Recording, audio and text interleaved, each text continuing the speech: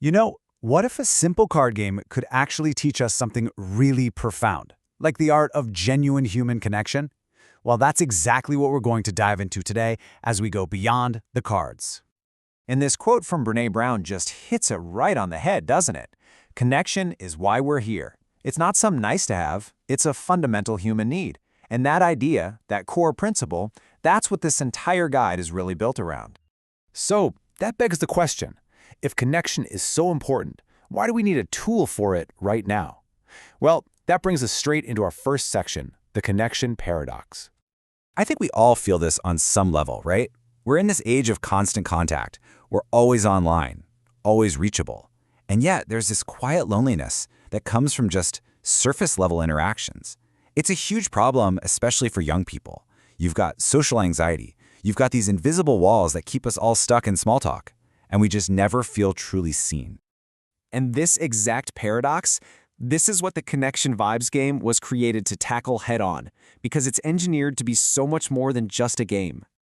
See, the cards themselves, they're not really the point, they're just a framework. Think of them as an excuse to practice emotional courage and to really truly listen to someone. It's all about building connection on purpose instead of just crossing our fingers and hoping it happens by accident. And what's so fascinating is that a session isn't just random. There's a predictable emotional journey, an arc. It starts with curiosity, just testing the waters. Then comes that moment of hesitation, when the first real, vulnerable story lands in the group. After that, momentum builds. Trust is there, people are laughing, maybe there's some tears. But then you hit saturation.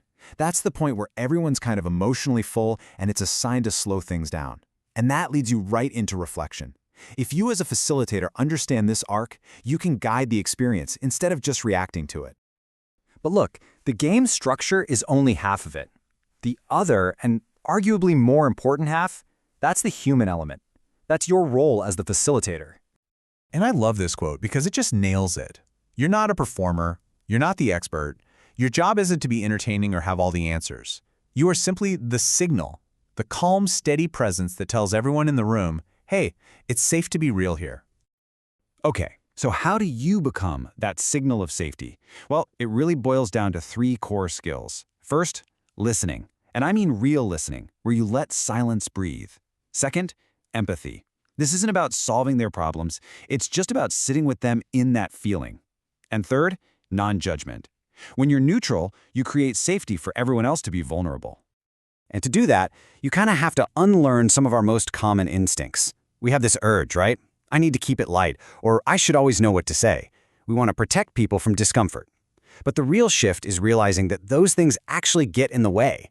It's about doing the opposite. Letting emotions land, admitting when you don't have the answer, and seeing those awkward moments as a doorway to something deeper. This next point is so important. Comfort and safety are not the same thing. We often think our job is to make everyone comfortable, but let's be real.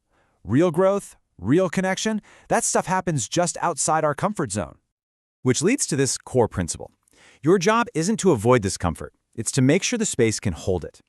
Think of it this way.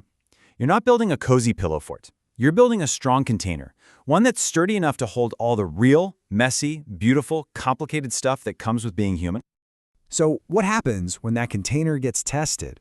What happens when things inevitably get messy? And here's a huge mindset shift you need to make.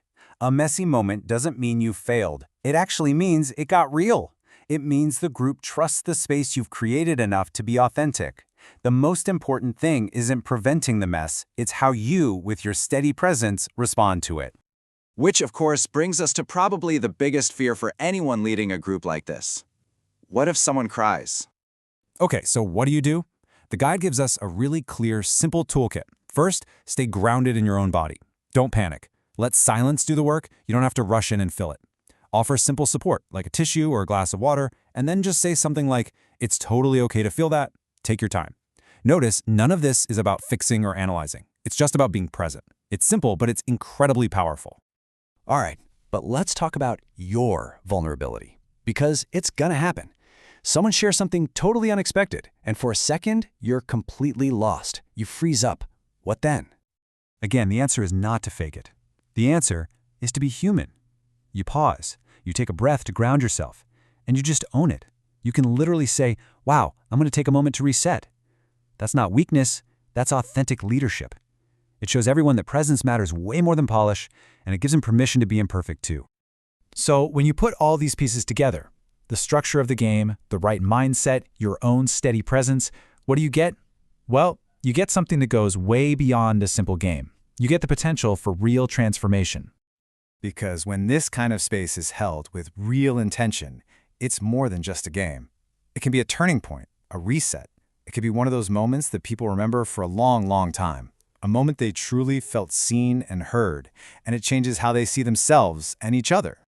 And this final quote just wraps it all up so perfectly. The cards are just an excuse. The real game, the whole point of this, is the courage to show up, listen like it matters, and let people be a little more human together. That's it. That's the whole shebang. So in the end, yeah, the cards are just an excuse. The tools, the structures, they're just the starting line. It all really comes down to a choice. A question for you, really. Are you brave enough to connect?